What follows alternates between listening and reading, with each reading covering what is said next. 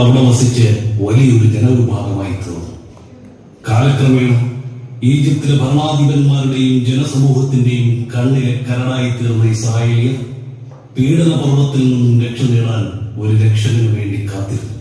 തന്റെ ജനത്തെ രക്ഷിച്ച് പാലും തേനും ഒഴുകുന്ന കാനാൻ ദേശത്തേക്ക് നയിക്കുവാൻ കർത്താവ് കണ്ടെത്തിയ മോശയുടെ സംഭവ ബഹുലമായ കഥയ്ക്ക് ഞങ്ങൾ നാടകാവിഷ്കാരം നൽകുന്നു.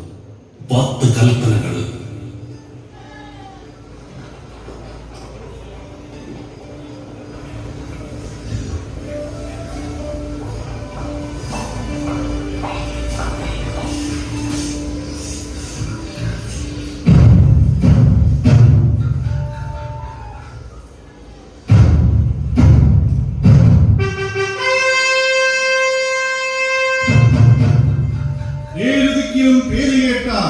മഹാസാമ്രാജ്യമായ ഈജിപ്തിന്റെ കൺകണ്ട ദൈവമായ ഫറവോ തിരുമനസ് കൽപ്പിക്കുന്നതെന്നാൽ നൂറ്റാണ്ടുകൾക്ക് മുമ്പ് നൈൽ നദി തീരത്ത് കുടിയേറിയ ഇസ്രായേലി കൂട്ടങ്ങൾ തദ്ദേശീയരായ മിസ്രികളെക്കാൾ ആളിലും അർത്ഥത്തിലും അധ്വാനത്തിലും മുന്നിലേക്ക് ഇടുന്നുവെന്ന് നാം തിരിച്ചറിയുന്നു.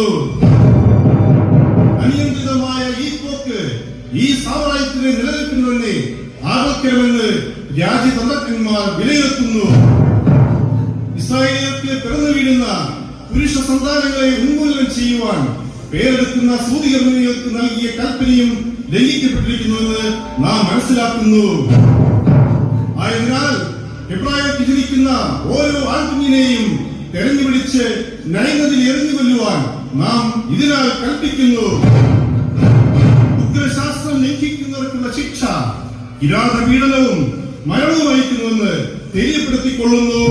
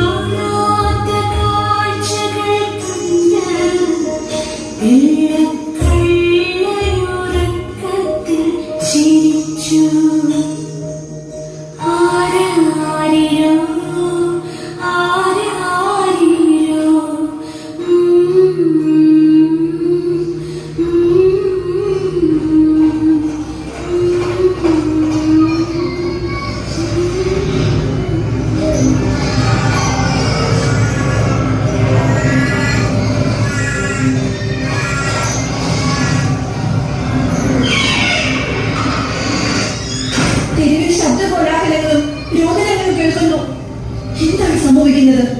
തസ്കരന്മാർ കൂട്ടം ചേർന്ന് ആക്രമിക്കുകയാണോ? അതോ എബ്രായ കൂട്ടങ്ങൾ തമ്മിലടിക്കുവാൻ തുടങ്ങിയോ? തസ്കരന്മാർ തമ്മിലടിക്കുന്ന എബ്രായ കൂട്ടങ്ങൾ നല്ല മകളെ, അതിനേക്കാൾ വലിയ വിപത്ത് ഫറവോയുടെ നിഷ്ഠുരന്മാരായ ആജ്ഞാനോർത്തികൾ വീട് വീടാന്തരം കയറിയിറങ്ങി എബ്രായന്റെ പുരുഷ സന്താനങ്ങളെ കൊന്നൊടുക്കുന്നു. ഏതു നിമിഷവും അവരിവിടെ വന്നു കയറും. നിന്റെ ഓമന കുഞ്ഞിനെയോ? ഇല്ല, എന്റെ മകനെ ഞാൻ വിട്ടുകൊടുക്കുകയില്ല. അവൻ എന്റെ പ്രാണനാണ്. മകളെ ജോക്കേബിലെ സൂര്യകർമ്മയുടെ കരുണകൾ കൊണ്ട് 3 മാസക്കാലം നീ അവനെ ഒളിപ്പിച്ചു.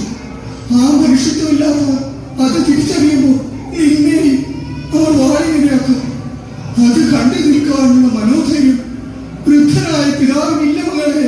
അങ്ങേക്ക് ഞാൻ പ്രിയപ്പെട്ടതെന്ന പോലെ എനിക്ക് എന്റെ ഈ മകനെ പ്രിയപ്പെട്ടതാണ്. അവരുടെ മൂർച്ചയേറിയ ഘട്ടങ്ങൾ എന്റെ ഹൃദയത്തിൽ ആഴ്ന്നിറങ്ങിക്കൊള്ളട്ടെ. എന്റെ ഈ ശരീരത്തിൽ പ്രാണന്റെ അവസാനത്തോടെ കൊള്ളുന്നവരെ എന്റെ മകനെ ഞാൻ മരണത്തിന് വിട്ടുകൊടുക്കില്ല. വികാരത്തിന് അടിമപ്പെട്ട് കണ്ണുനീർ പൊഴിക്കാനുള്ള നേരമിത്. സർവേശ്വരൻ നൽകിയ വിവേകം ഉപയോഗിച്ച് കുഞ്ഞിനെ എങ്ങനെയെങ്കിലും രക്ഷിച്ചെടുക്കാനുള്ള ഉപായങ്ങൾ ആലോചിക്കും. അമ്മേ, ഞാനൊന്ന് പറഞ്ഞോട്ടെ. എന്റെ പൊന്നാമയെ രക്ഷിച്ചെടുക്കാൻ അതേ വഴിയുള്ളൂ എന്ന് എനിക്ക് തോന്നുന്നു. നീ എന്ത് പറയാനാ കുഞ്ഞെ? 8 തൊട്ടും തിരിയാത്ത നിനക്ക് എന്തറിയാം? നമ്മുടെ വിധി അതല്ലാതെ എന്താ? അവൾ പറയട്ടെ. മുതിർന്നവരുടെ മനസ്സിൽ തെളിയാത്ത വിവേകത്തിന്റെ വെളിച്ചം നിഷ്കളങ്കരായി കുഞ്ഞു മനസ്സുകളിൽ തെളിയുമെന്നാണ് പഴമൊഴി. വേഗം പറയും മകളെ. നമ്മുടെ ഈ ഭവനത്തിന്റെ പിന്നാമ്പുറത്തുകൂടി ഒഴുകുന്ന പൂന്തേനരിൽ ചെന്നെത്തുന്നത് ഫറവോയുടെ കൊട്ടാരത്തിന്റെ പിറകിലുള്ള താമര പൊയ്കയിലേക്കാണ്. ഫറവോയുടെ പ്രിയപുത്രി ഈ നേരത്താണ് തോഴിമാരൊത്ത് നീരാട്ടിനെത്തുന്നത്. രാജകുമാരി ഹൃദയ വിശാലതയ്ക്ക് പേര് കേട്ടവളാണ്. എന്റെ ഈ കുഞ്ഞാങ്ങളെ നമുക്കൊരു പിള്ളത്തൊട്ടിലാക്കി ഒഴുക്കിവിടാം. അവർ അവനെ കണ്ടാൽ തീർച്ചയായും അവനെ സംരക്ഷിക്കും. എന്ത് അസംബന്ധമാണ് മകളെ നീ പറയുന്നത്? കുഞ്ഞിനെ ഒഴുക്കി വിടുകയോ?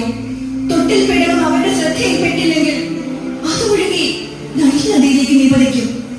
ജോക്കിബേ, നിന്റെ മകൾ ബുദ്ധിമുട്ടിയാണ്. അവൾ പറഞ്ഞതുപോലെ പ്രവർത്തിക്കും. അതില്ലാതെ മറ്റു പോകണികൾ ഒന്നുമില്ല. യഹോവയുടെ കരുണാകടാക്ഷങ്ങൾ അവന് മേൽപ്പതിക്കും. രാജകുമാരിയുടെ സുന്ദര കൺകുകളിൽ അവൻ ചെന്നുപെടും. തർക്കിച്ചു നിൽക്കാൻ നേരമില്ല. വേഗം പേടം കൊടുക്കൂ. ഒട്ടും അമാന്തിക്കേണ്ട. വാനമേഘങ്ങളിൽ വാണരുളുന്ന ശക്തി സ്വരൂപ, എന്റെ ഈ ഓമനപുത്രനെ കാത്തുകൊള്ളണമേ.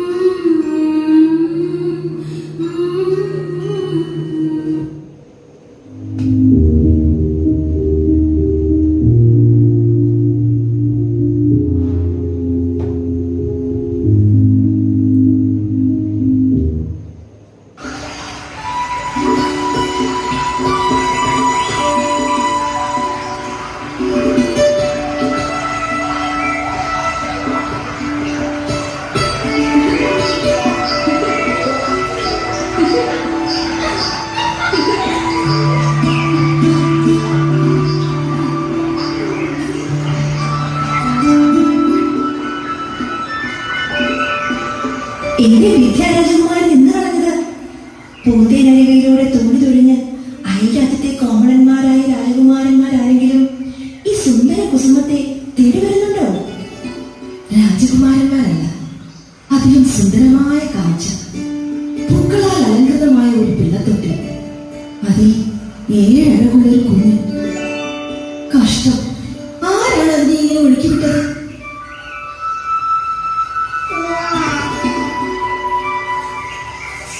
വേണ്ട കുമാരി, രാജകൽപ്പന ഭയന്ന ഏതോ ഹെബ്രായ സ്ത്രീ ഒഴുക്കിവിട്ട കുഞ്ഞാണത്. അതിനെ തൊടേണ്ട. മാറി നിൽക്കൂ. അനുകമ്പയാണ് ഒരു വനിതയ്ക്ക് വേണ്ട ഏറ്റവും വലിയ സൽഗുണം. എന്നെയും നിങ്ങളെയും പോലെ ഏതോ ഒരു സ്ത്രീ ജന്മം നൽകിയതാണ് ഈ കുഞ്ഞിനെ. എന്തൊരു ഓമനത്വമുള്ള ഒരു ആൺകുഞ്ഞ്. അവന്റെ നുണക്കുടി കാട്ടിയുള്ള പുഞ്ചി കണ്ടില്ലേ? കിഴക്കൻ മലകൾക്ക് മേലെ പൊൻപിങ്ങൾ ഒത്തിച്ചേരുന്നത് പോലെ. ഇവനാളെ നിസ്സാരക്കാരനല്ല. കണ്ടില്ലേ, ഒഴുകി വന്ന് നേരെ ഫറവോയുടെ ശ്രീമന്തപുത്രിയുടെ കരങ്ങളിലേക്ക്. ഇനി എന്തായാലും നീ എങ്ങും പോകണ്ട. എന്റെ കരങ്ങളിലേക്ക് വന്ന് കയറിയത് കൊണ്ട് എന്റെ ദത്തപുത്രനായി നീ വളരും. കുമാരി, അവിടുത്തെ അഭിഷ്ടം പോലെ തന്നെ നടക്കട്ടെ. പക്ഷേ ഇവരൊരു ഹെബ്രായ കുഞ്ഞാണ്.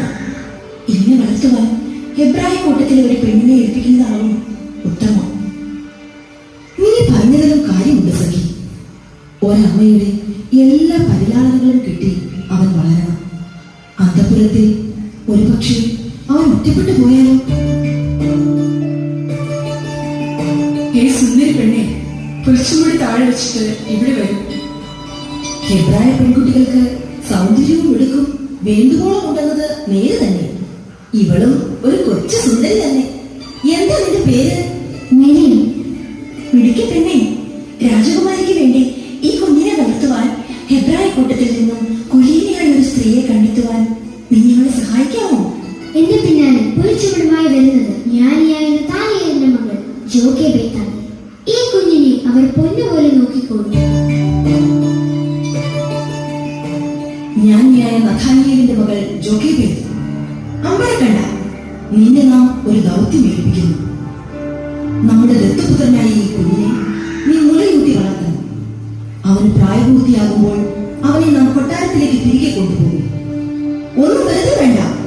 നീ ചെയ്യുന്ന സേവനത്തിന് ആവശ്യത്തിലധികം പ്രതിഫലം നിനക്ക് ലഭിക്കും. ഇവനെ ഞാൻ ഈ വെള്ളത്തിൽ നിന്ന് എടുത്തതാണ്. ഇവനെ നിങ്ങൾ മോശ എന്ന് വിളിക്കുന്നു. ഉത്തരവ് പോലെ കുമാരി.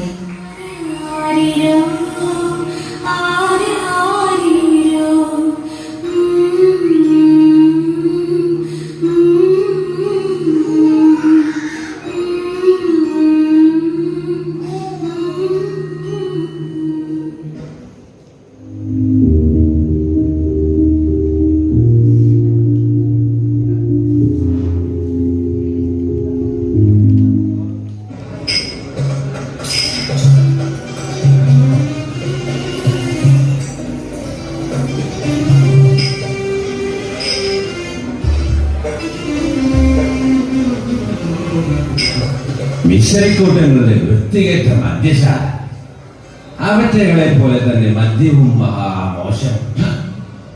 മായം കലർത്തിയിട്ടുണ്ടെന്ന സംശയം. എന്നിട്ടാണോ ചഷണങ്ങൾ അനവധി കാലിയാക്കിയത്? ഒന്നിനു പുറകെ മറ്റൊന്നായി മൂക്കുമുട്ട് പാനം ചെയ്തപ്പോ വൃത്തിയുമില്ല വെടിപ്പുമില്ല. ഒരു കാഴ്ചക്കാരൻ വന്നിരിക്കുന്നു. 3 ശെക്കേൽ കൊടുത്ത് നിരക്ക് മോന്താനുള്ള 3 കോപ്പ വീഞ്ഞ് വാങ്ങിത്തന്നത് ഞാനല്ലേ കുന്തക്കാല? എന്നിട്ട് എന്നെ തന്നെ കുറ്റം പറയുന്നു. അവന്റെ ഒരു ഷെക്കേൽ കുന്തക്കാരൻ ആരാണെന്ന് ഞാൻ കേൾക്കാം. നിങ്ങൾ ഹെബ്രായരല്ലേ? അന്തിമയങ്ങിയ നേരത്ത് മദ്യശാലയിൽ വെച്ച് എന്തിനിങ്ങനെ പരസ്യമായി അടിമുടി കൂടും?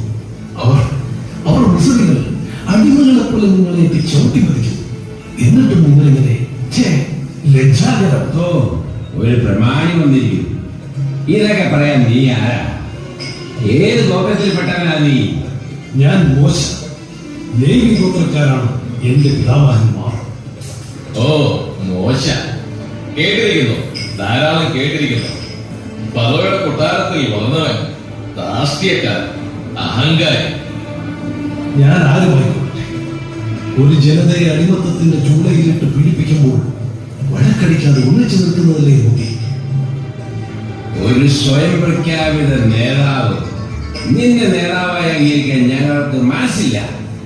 3 നാളുകൾക്ക് മുന്നേ കൃഷിയിടത്തിൽ വെച്ച് നീയല്ലേ എബ്രായ കർഷകനെ ചാട്ടകൾ പൊതിരെ തല്ലിയ മിസ്രിയെ കൊന്ന് പൂഴിമുടലിൽ ശവം ഒളിപ്പിച്ചത്? അവനെ കൊന്ന് തല്ലിയതുപോലെ ഞങ്ങളെ കൊല്ലുമോ നീ? മോശേ, ഞാൻ പറയുന്നതുപോലെ തന്നെ സംഭവിച്ചിരിക്കുന്നു. നീ ആ ക്രൂരനായ മിസ്രിയെ ഇല്ലാതാക്കിയ വിവരം ഇപ്പോൾ പരസ്യമായിരിക്കുന്നു. അധികം വൈകാതെ അത് ഫറവോയുടെ കാതുകളിലെത്തും. അതിനു മുമ്പ് ഈ ദേശം വിട്ട് എവിടെയെങ്കിലും ഓടി രക്ഷപ്പെടും. ഫറവോയുടെ നിയമപാലകരായ പടാളികൾ എന്നെ തേടി എത്തുന്നതിന് മുമ്പ് ഇവിടെ വിട്ട് പോകൂ. എന്റെ ജ്യേഷ്ഠനായ അഹ്റോനാണ് പറയുന്നത്. പോകൂ, പോയി രക്ഷപ്പെടൂ.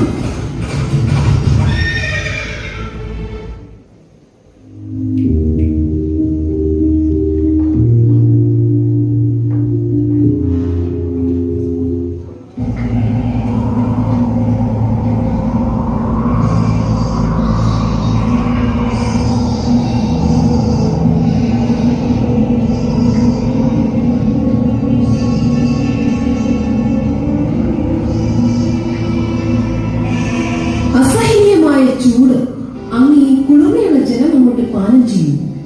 താഴ്ചയും ക്ഷീണവും ഒട്ടൊന്ന് മാറട്ടെ.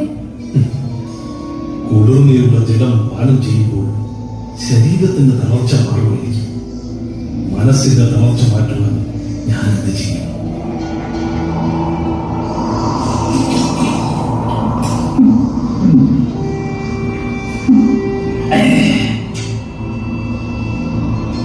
ദിനരാത്രങ്ങളായി അങ്ങ് ആകുലചിത്തനാണ്. എന്റെയോ കുഞ്ഞുങ്ങളുടെയോ സാന്നിധ്യം അങ്ങയെ സന്തുഷ്ടനാക്കുന്നില്ല. എന്റെ ജനത അടിമത്തത്തിന്റെ മാറാപ്പ് പേറുമ്പോൾ ഞാൻ എങ്ങനെ ആകുലചിത്തനാകാതിരിക്കും? വൃദ്ധനായ ഭർവോ കാലം ചെയ്തു. പുതിയ ഭർവോ അപരവധിതനായി എങ്കിലും ക്രൂരതയ്ക്കും പീഡനത്തിനും ഒട്ടും കുറവില്ല. ജനം ക്ലേശം കൊണ്ട് പൊറുതിമുട്ടും. സിപ്പോറ, നീ ഭവനത്തിലേക്ക് പോയിക്കൊള്ളുക. ഞാൻ അല്പനേരം ഏകാന്ത പതികനായി ഇരുന്നുകൊള്ളട്ടെ.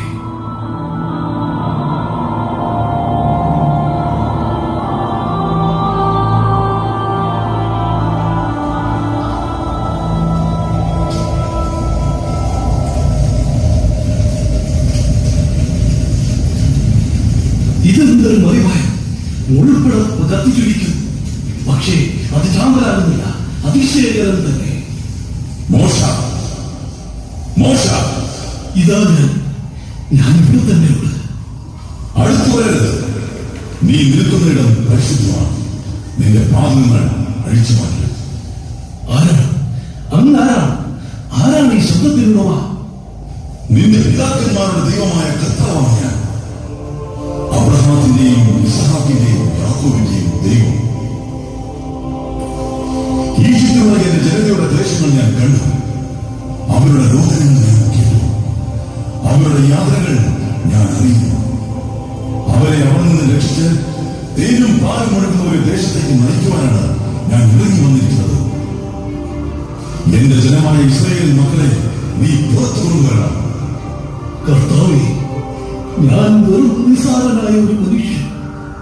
ഫറവോയുടെ അടുക്കിലേക്ക് പോകുവാനും ഇസ്രായേൽ മക്കളെ ഈജിപ്തിൽ നിന്ന് പുറത്തു കൊണ്ടുവരുവാനും ഞാൻ ആരാണ്? ഞാൻ നിന്നോട് കൂടെ ഉണ്ടായിരിക്കും. ഞാൻ നിന്നെ ശക്തിപ്പെടുത്തും. ഈജിപ്തിനെ ഞാൻ പ്രഹരിക്കും. അവർ നിങ്ങളെ വിട്ടയക്കും. കർത്താവേ, അവിടുത്തെ അഭീഷ്ടം എന്നിൽ നിറവേറട്ടെ.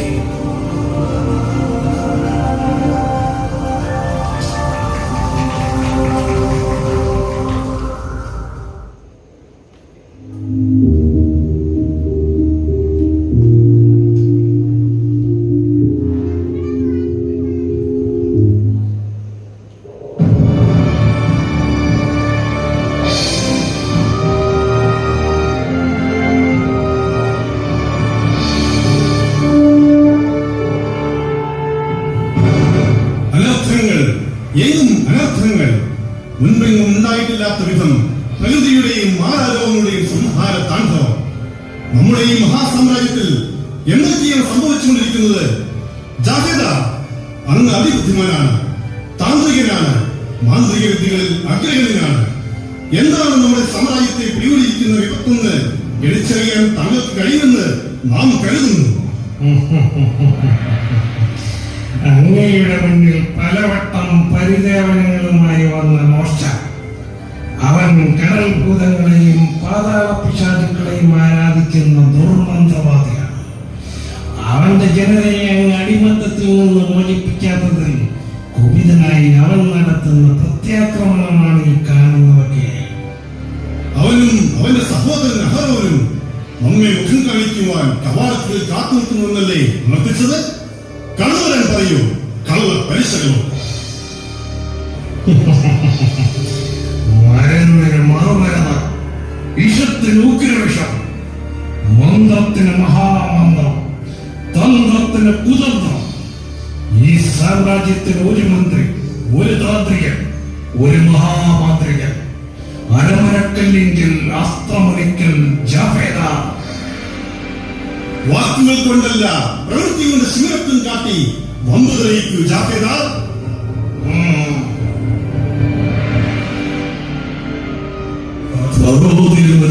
വന്ദനങ്ങൾ. നിങ്ങളുടെ വന്ദനങ്ങൾ നമുക്ക് ആവശ്യമില്ല. ഒരു കാലത്ത് ഈ കൊട്ടാരത്തിന്റെ കരുണാകടാക്ഷങ്ങൾ കിട്ടിവളർന്ന നിങ്ങൾ ഇന്ന് ഈ സാമ്രാജ്യത്തിൽ തന്നെ ഭീഷണിയായി മാറിയിരിക്കുന്നു. നിന്റെ ഈ മാന്ത്രിക വഴി കൊണ്ടടിച്ച് നീ നദീജലം വ്യക്തമായി മാറ്റി. നദിയിലെ മത്സ്യങ്ങൾ ചത്തുതുങ്ങി. ദുർഗന്ധം വമിക്കുന്ന നദിയും തിരുവോരങ്ങളും നൈൽ നദിയിലെ ജലം പാനം ചെയ്യാൻ കഴിയാത്ത ജലം ബുദ്ധിമുട്ടുണ്ട്. നാടകം തവളകൾ വ്യാപരിക്കുന്നു. പൂഴിമുതൽ മുതൽ പരവതാനി വരെ പെൺകുട്ടങ്ങൾ, ഈച്ചകൾ, സർവത്ര ഈച്ചകൾ. നാടകം മൃഗങ്ങൾ ചത്തൊടുങ്ങും. രോഗബാധിതരായ ജനങ്ങൾ അലമുറയിടും. കൃഷിയിടങ്ങളിൽ വെട്ടുക്കിളികൾ നിറയും. മഴ, കൽമഴ, നട്ടുച്ച നേരത്ത് പോലും അന്ധകാരം. നിങ്ങൾ ശരിക്കും കടൽ ഭൂതങ്ങളുടെയും ചുടലപ്പിശാചുക്കളെയും ഉപാസിക്കുന്നവരല്ലേ? ഞങ്ങളുടെ പിതാക്കന്മാരുടെ ദൈവമായ കർത്താവാണ് ഞങ്ങളെ അയച്ചിരിക്കുന്നത്. വാനമേഘങ്ങളിൽ വാഴരുന്ന ഞങ്ങളുടെ ദൈവം ശക്തനാണ്, സർവശക്തൻ. ഒന്ന് മാത്രമേ ആവശ്യമുള്ളൂ. ഞങ്ങളുടെ ജനതയെ അടിമത്തത്തിൽ നിന്നും മോചിപ്പിച്ച് ഇവിടെ നിന്ന് എന്നേക്കുമായി പോകാൻ അനുവദിക്കുക. സാധ്യമല്ല. ആരൊക്കെയോ വന്ന് എന്തൊക്കെയോ ജാഗ്രതയിൽ കാണിച്ചെന്ന് കരുതി കാലാകാലങ്ങളായി ഞങ്ങൾക്കായി അടിമപ്പണി ചെയ്യുന്നവരെ ഞങ്ങൾ വിട്ടയക്കില്ല. അവരിവിടെ കിടന്ന് അറിയിക്കും. സർവശക്തനായ ഞങ്ങളുടെ ദൈവത്തിന്റെ ഉഗ്രകോപത്തിനിരയായി നിങ്ങൾ അതിന്റെ 10 മടങ്ങ് നൽകിക്കും. ഈജിപ്തിലെ ആദ്യജാതരെയെല്ലാം നിങ്ങൾക്ക് നഷ്ടപ്പെട്ട് കഴിഞ്ഞില്ലേ? ഇനിയും ഒരു പരീക്ഷണത്തിന് മുതിരണം. നിങ്ങൾ ഈ പറയപ്പെടുന്ന ദൈവത്തിന്റെ പ്രതിനിധികളാണെന്നത് എന്താണ് തെളിവ്? തെളിവ് ഇതിൽ തന്നെ.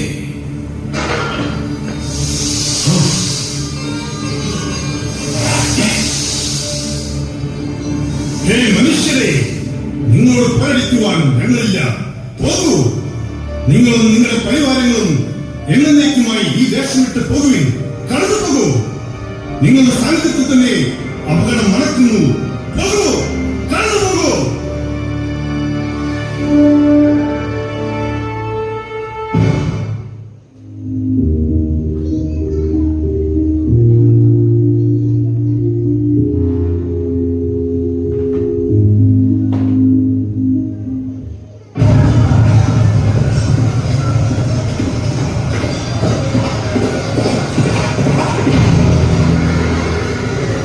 ഫറവോയുടെ പടയുടെ ആരോ ഒന്ന് ഉയർത്തുന്നു കേൾക്കുന്നു.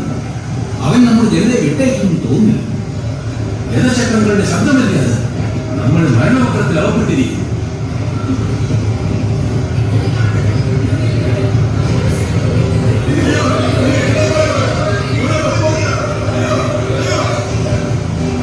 ഇതിലും ഭേദം അടുത്തുള്ളത് തന്നെയായിരുന്നു. ഒരു വശത്ത് ആദ്യമുള്ള കടൽ, മറുവശത്ത് ഓടിയെടുക്കുന്ന ഫറവോയുടെ സൈന്യം. മോശെ, എന്തിന് ഞങ്ങളെ കുരുതി കൊടുക്കുവാനായി നീ കൊണ്ടുവന്നു? കർത്താവിന്റെ ജനങ്ങളെ, നിങ്ങൾ ഭയപ്പെടരുത്. അവിടെ നിങ്ങൾക്കായി ചെയ്യാൻ പോകുന്ന മഹത്തായ രക്ഷാകൃത്യം നിങ്ങൾ കാണവേ.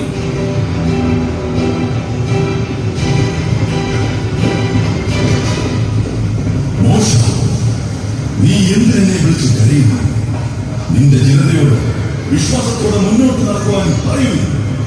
നിന്റെ വടി കടലിന് മീതെ നീട്ടി അതിനെ വിഭജിക്കുകയും കിഴക്കൻ കാറ്റടിച്ച് കടൽ പിളർന്നു മാറും.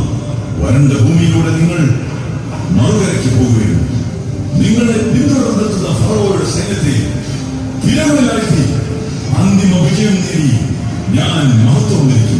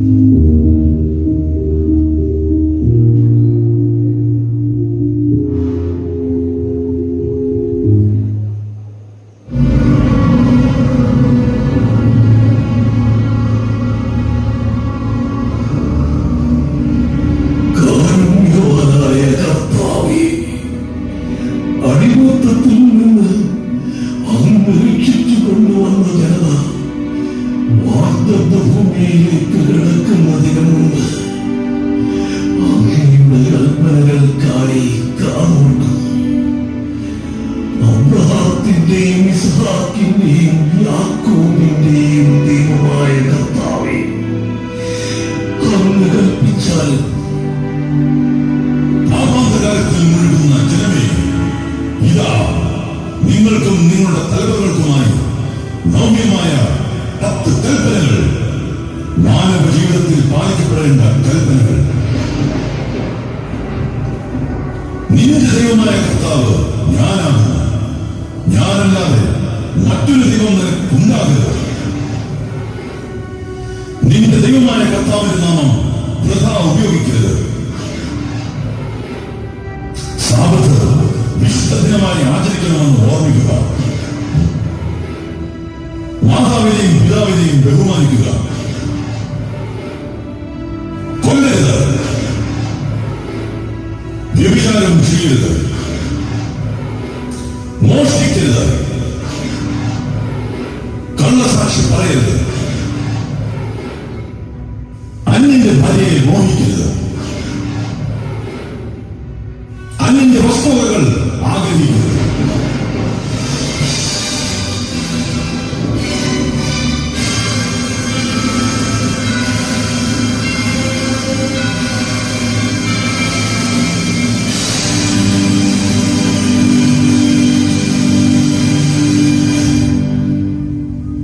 കൽപ്പനകൾ ഇത് കൽപ്പനകൾ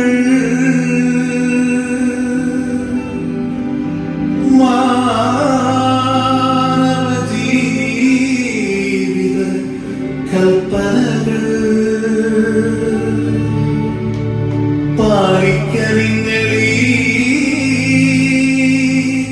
കൽപ്പനകൾ ജീവിതം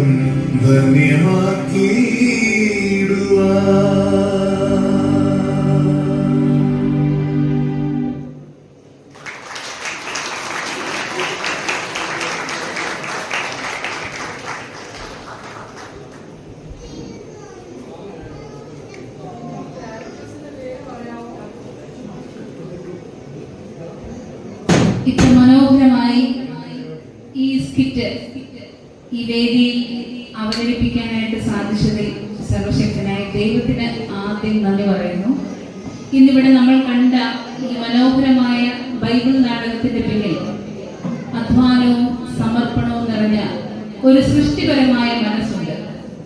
ദൈവം മോശയ്ക്ക് നൽകിയ 10 കൽപ്പനകളുടെ സന്ദേശം ലളിതമായും ഹൃദയസ്പർശിയായും നമ്മിലേക്ക് എത്തിക്കാൻ അക്ഷീണം പരിശ്രമിച്ച ഒരാളുണ്ട്. കുട്ടികളുടെ കഴിവുകളെ ശരിയായി കണ്ടെത്തി ഓരോ രംഗവും അർത്ഥവത്തായി രൂപപ്പെടുത്തിക്കൊണ്ട് ഈ നാടകം ഭംഗിയായി സംവിധാനം ചെയ്ത് അവതരിപ്പിച്ചത് ശ്രീ ബിജു വർഗീസ് തുമ്പയിൽ ആണ്. അദ്ദേഹത്തോടുള്ള ഏറ്റവും ആദരപൂർവമായ സ്നേഹം അറിയിച്ചുകൊള്ളുന്നു. ഇന്ന് ഈ നാടകത്തിന്റെ വേദിയിൽ എത്തിയത്, നിങ്ങൾക്കറിയാം, ഓരോ സീനിലും ആളുകൾ ഒരു പക്ഷേ നിങ്ങൾ നോട്ട് ചെയ്ത് കാണും, ഒരേ ഫേസ് തന്നെ 1-2 സീനിലൊക്കെ വരുന്നുണ്ട്. അത് ആളുകളുടെ കുറവുണ്ടായിരുന്നു. ഒന്ന് കുട്ടികളുടെ എക്സാം ടൈം ആയിരുന്നു, നമുക്ക് പ്രാക്ടീസിന് തീരെ സമയം ഉണ്ടായില്ല. എങ്കിലും വന്ന് സഹകരിച്ച എല്ലാവരോടും നന്ദി പറയുന്നു. കഥാപാത്രങ്ങളെ ഒന്ന് പരിചയപ്പെടുത്തുകയാണ്. ബിബിൻ കെ എബ്രഹാം കിഴക്കയിൽ മോശയായി അഭിനയിച്ചത്. മോശയുടെ കുട്ടിക്കാലം അസ്റ്റിൻ കെ ബിബിൻ. മോശയുടെ വല്യപ്പനായി അഭിനയിച്ചത് അനീഷ് ജോർജ് മാട്ടേൻ. രാജാവായി വന്നത് അരുൺ ടി ജോൺ. ജാഫേദാർ ജോഹാൻ ആൻഡ്രൂസ്.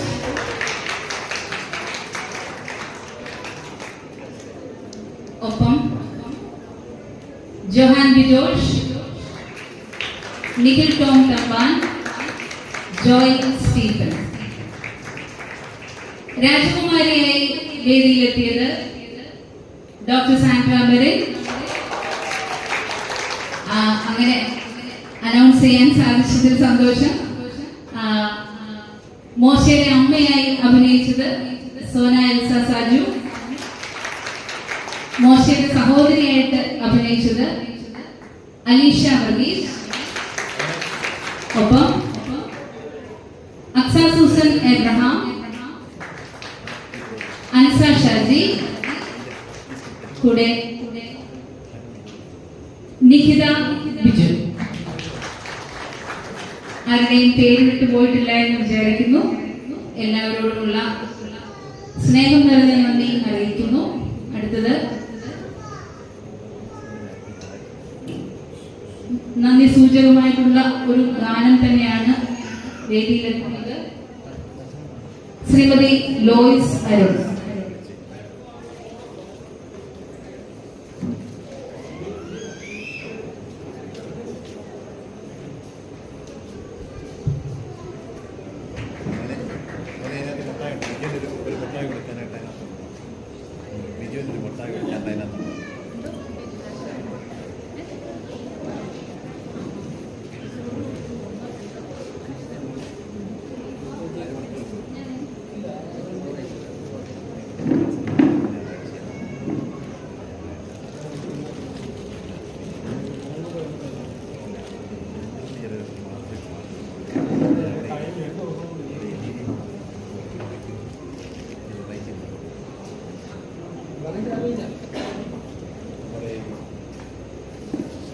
സമയം എടുത്താൽ ഞാൻ പറയുകയാണ്, ഇതൊരു നല്ല പ്രൊഫഷണൽ തികവുണ്ടായിരുന്നു.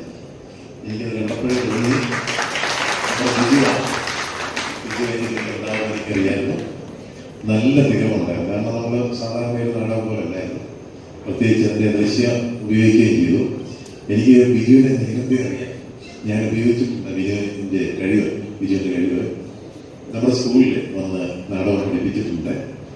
അപ്പം അങ്ങനെ ഒരു അവതരിപ്പിച്ച് CBSEയുടെ കലോത്സവത്തില്, സംസ്ഥാന കലോത്സവത്തില് 5 പ്രാവശ്യം സംസ്ഥാന ജേതാക്കളായി നമ്മുടെ സ്കൂള്.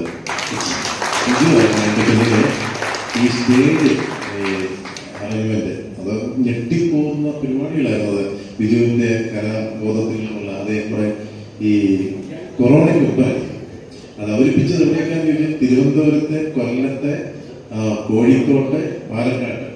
അപ്പൊ അവിടെയൊക്കെ എന്ന് പറയുന്നത് ഭയങ്കര ഇന്റർനാഷണൽ സ്കൂളുകളാണ്. CBSE സംസ്ഥാന പരിപാടിയല്ലേ. ആ സ്കൂളുകളിലൊക്കെ വന്നപ്പോ നമ്മുടെയൊക്കെ വളരെ കൊച്ചു സ്കൂളാണ്. പക്ഷെ അത് കണ്ടിട്ട് അവർക്ക് ഞെട്ടിപ്പോയി. ഇത് പല നൂതന ടെക്നിക്ക് ബിജു വേറൊരാളും കൂടി ചെയ്തു. അപ്പൊ അതിനുശേഷം പിന്നെ 4-5 വർഷം കഴിഞ്ഞപ്പോഴേക്കും പിന്നെ അവരെ എടുക്കാൻ പറയാൻ ഇതൊക്കെ അവർ കോപ്പി ചെയ്ത് ഇതിനേക്കാൾ വലിയ സംഭവമായിട്ട് അവർ കൊണ്ടുവന്നു. 5 പ്രാവശ്യം സംസ്ഥാനത്ത് ഫസ്റ്റ് നേടിയതിന്റെ പിന്നിൽ ബിജു ആയിരുന്നു. പ്രത്യേകം സന്തോഷം, നല്ല കഴിവുണ്ട്. ഇത് ഞാനിപ്പോൾ ആലോചിക്കായിരുന്നു, നമ്മുടെ ഈ ഞായറാഴ്ച കോട്ടയം ഭദ്രാസന ദിനമുണ്ട്, അവിടെ കലാപരിപാടിയുണ്ട്. അത് പറ്റുമെങ്കിൽ നമുക്ക് അവിടെ അവതരിപ്പിക്കുന്നതിനെ കുറിച്ച് എന്തെങ്കിലും ഒരു കുറവുള്ളതായി ഞാൻ കണ്ടില്ല. വേണമെങ്കിൽ നമുക്കൊന്ന് അവതരിപ്പിക്കാം. ആവട്ടെ, ശരി.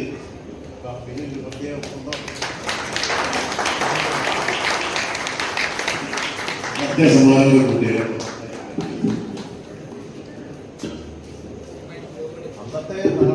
ക്ലാസിക് നാടകങ്ങളായിരുന്നു. മാക്ബത്ത്, ഓതല്ലോ, അതുപോലെ തന്നെ ജൂലിയസ് സീസർ, അതുപോലെ തന്നെ ഹാംലെറ്റ്, അതിൻ്റെയൊക്കെ റെക്കോർഡുണ്ട്. അതിനകത്ത് ഓതല്ലോ എന്ന് പറയുന്ന സംഭവം അത് ഭയങ്കര സംഭവമായിരുന്നത്. അതൊന്നും സത്യം പറയാതെ അവതരിപ്പിക്കാൻ പറ്റില്ല. അങ്ങനെയുള്ള സംഭവമായിരുന്നത്. അത് രംഗപടം എല്ലാം ചെയ്ത് ബിജുവായിരുന്നു. സന്തോഷം.